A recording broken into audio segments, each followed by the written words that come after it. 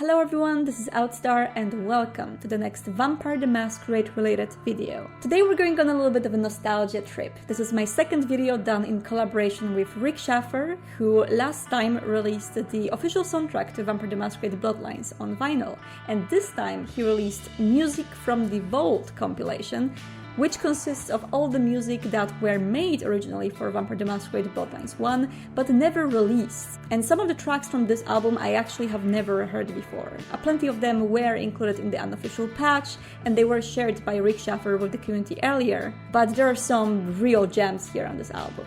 What we've done last time is I've passed the questions from the community to Rik Schaffer, and he answered them, he recorded the answers, and then I was giving them to you in the video. This time, because of the personal obligations, Rik wasn't able to record his answers, but he gave me detailed written replies to my questions about some songs from the album. I was really wondering how they were made and for what particular reason, where they originally were supposed to be in the game. So yeah, by his request, I picked some songs from his album, the ones that interested me the most, and asked about them, and here are the replies. In the background of this video, I will be playing these songs from the album so you can get a glimpse from that.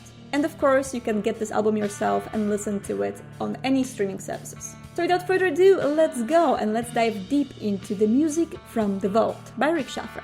Let's start with Is It All Worth It, which was also before called Hollywood Alternative Theme by fans. I remember it being used in the unofficial patch originally. So in Rik's words about this song, Is It All Worth It was recorded at the same time as Hollywood Theme, in the same industrial loft I was staying at in downtown LA.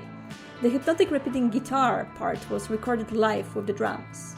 I then overdubbed more guitar and a really cool synth that had just come out called an Access Virus.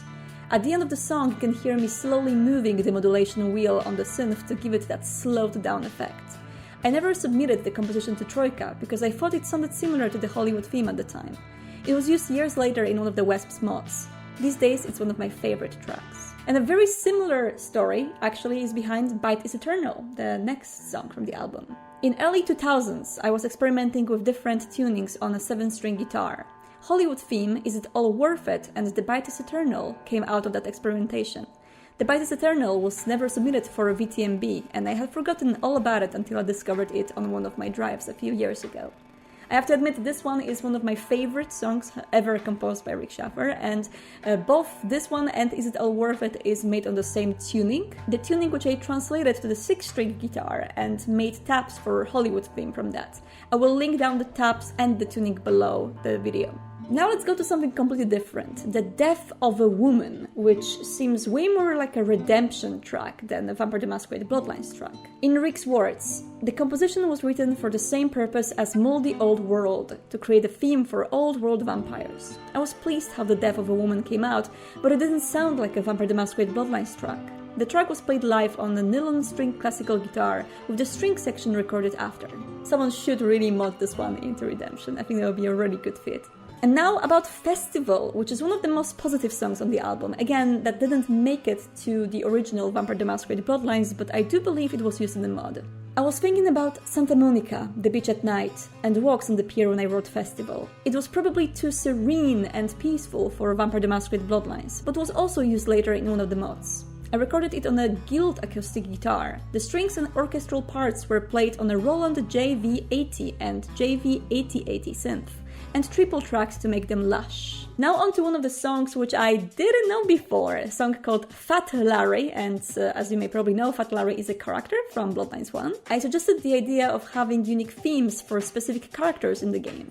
Troika ended up not doing them. I loved Fatlari. His dialogue and Phil's voice really brought him to life. Now I'm wondering how the theme songs for other characters would sound like, and whether some of the other songs were maybe meant to be theme songs originally. Let me know in the comments down below which songs from this album would you pair with which characters, because I have some ideas. Now, a little bit more depressing tune, To Live Forever, which I really believe corresponds very well with its title. Eternal Life is not happy. It's not something that is going to be very joyful and full of bliss. And let's see what Rick has to say about it. To Live Forever was originally written for the game's ending and credits. I was really proud of the dynamics of the composition and how it builds to a crescendo. The guitar overdubs sound like they are talking to each other, answering each other. I really believe that this song fits the credits. What eventually ended up in the credits for Bloodlines 1 was Lacuna Coil's song, which ended up to be also very much iconic in its presence. But definitely from the songs by Rick, this one would fit the credits the most. And now on to my other favorite song by Rick, a song which I personally use a lot to inspire myself in role-playing and in creating my characters. Poncetia, named after the street I lived on in Hollywood, and one of the earliest compositions I wrote that was intended for Vampire the Masquerade Bloodlines. But the composition sounded more like a vocal song than a game score, so I never submitted it. The ahs that are overdubbed are me, lol. The flute overdubs were inspired by Strawberry Fields. The drums were set up and played in my apartment living room, much to the annoyance of my neighbors who would bang on my wall constantly. That's a cool story. Yeah, I love the ahs in the song. They are super atmospheric and very sexy, so good job, Rick. Now on to Club Vesuvius, and that's funny because this song wasn't actually used in Vesuvius, replaced by the World Spirit map, which you may know from the previous album.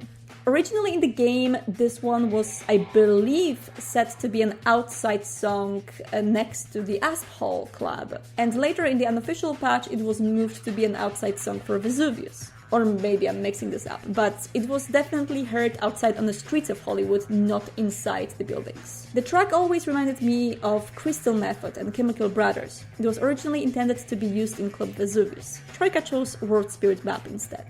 The guitars and bass were recorded in one take. Mistakes? No!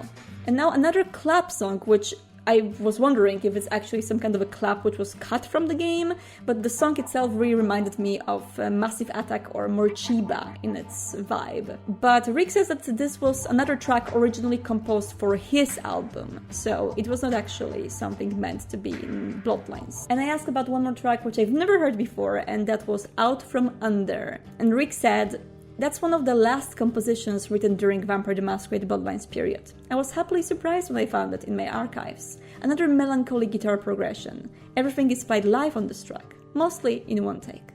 I hope these answers gave you a better glimpse on the music from the vault and how and why this music happened in general. I found it super fascinating to hear these tidbits from Rick, and I really hope that they make you as happy as they make me. Please support Rick by streaming his music and by getting the albums for yourselves. This one probably won't have the vinyl release, but it has a digital release which you can get. Don't get lost in the night and enjoy this super cool music.